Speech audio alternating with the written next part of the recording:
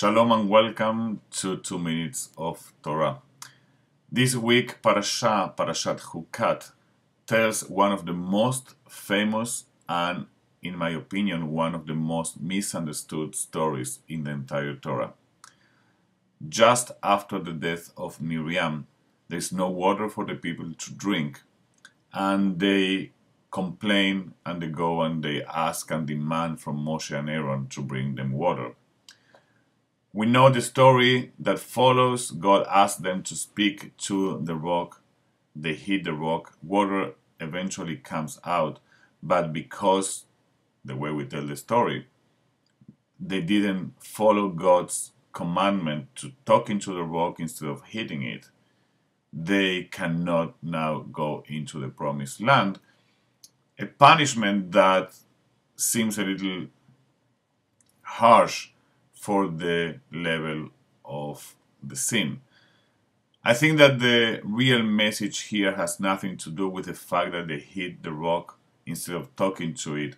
After all, this is not the first time that they have to bring water out of a rock in the desert.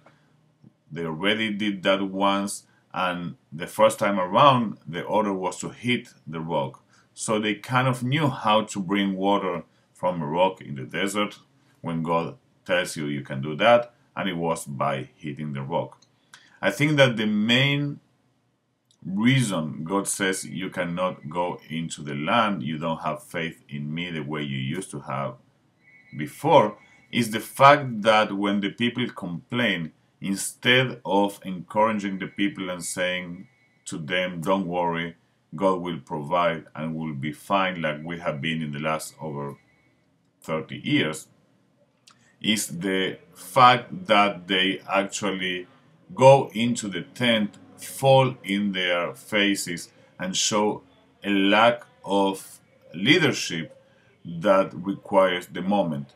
I don't think we can fault Moshe and Aaron. I think that they are just a little too old for the task, and God decides that we need new blood in order to lead the people into the very difficult task of conquering the land. That's the story of the week.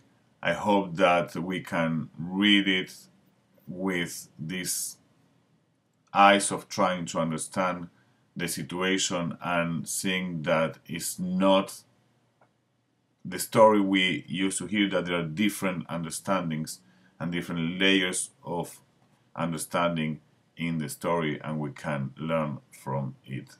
Have a wonderful Shabbat. Looking forward to seeing you soon.